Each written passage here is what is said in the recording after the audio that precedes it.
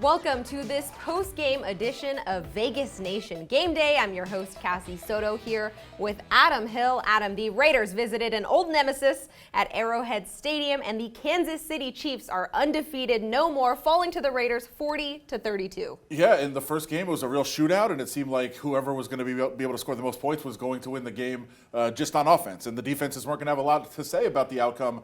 But the Raiders' defense in the second half, you look at the 40 points, that jumps off the box score. But the Raiders' defense in the second half really took control of the game.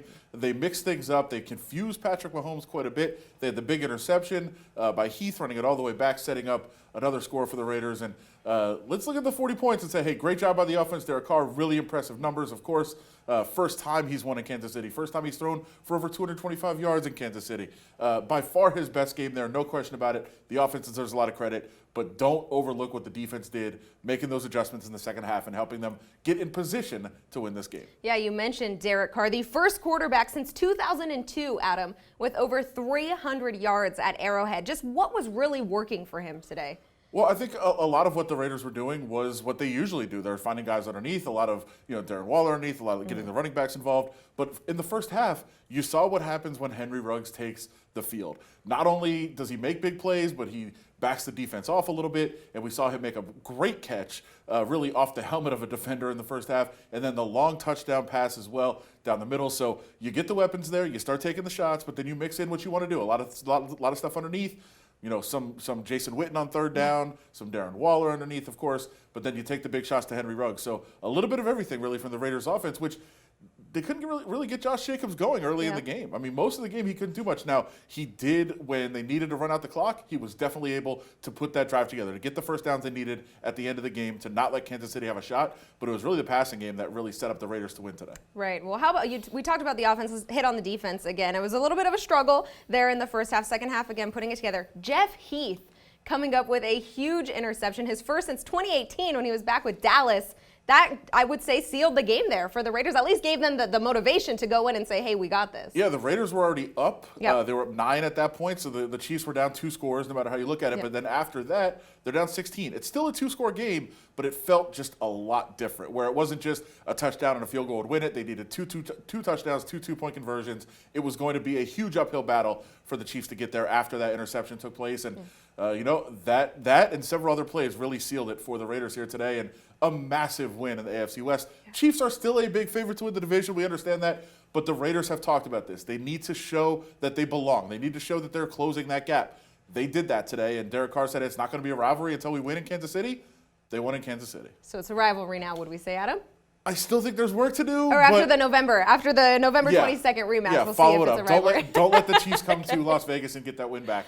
But yeah, absolutely. At least they sent the message that this division is not one-sided. Right. All right. Well, let's go ahead and take a look at social media. Adam, our colleague Kevin Cannon was at Stage Door Casino, and he found a Raiders fan showing who he doesn't like there. He hates KC. That's a good one. I hate Kevin Cannon? Is that what he said? Did he say, I hate Kevin Cannon? I don't think that was the case. Often I struggle to interpret what some of these license plates mean. That's not very vague at all. We understand. He does not like the Chiefs, and understand there was a lot of colorful language in a lot of the shirts and a lot of the chants down there for sure. But that one is very straightforward. The license plate was okay. That one is okay. We don't need to edit that one. Well, next is a pair of posts by our own Ed Graney. He shared some of the numbers from the first half of the game. Yeah, and look at Derek Carr right there, jumps off the page. I mean, his numbers overall were great, but those first half numbers, 11 of 13, 246, 3 touchdowns. He did have his streak snapped. He had thrown a touchdown after the 2-point conversion of each of the first 4 games in the first half.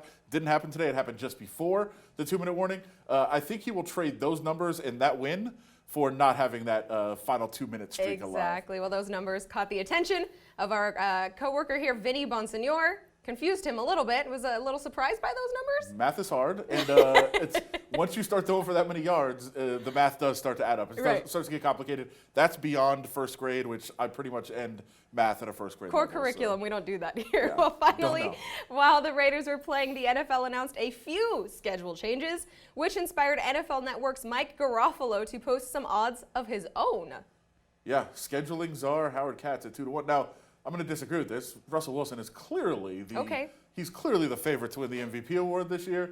So I get there was a joke here that he was going for, especially Pat Mahomes falling back today after this performance against the Raiders. But yeah, Russell Wilson first. I guess we'll go Howard Katz, scheduling czar for the NFL. Second, if this all works out, there's so many things that still have to fall into place. But as of right now, you get this same Kansas City team on Monday night next week again, the third straight week of doubleheader Mondays, although there's not going to be one this Monday because that was supposed to happen. Now it's not going to happen. See how crazy it is? It changes like every 20 minutes.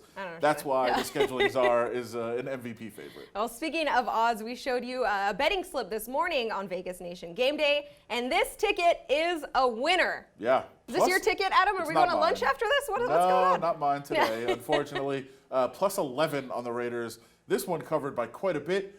Just imagine, though, you bet that $20,000, you get the easy cover, never in doubt.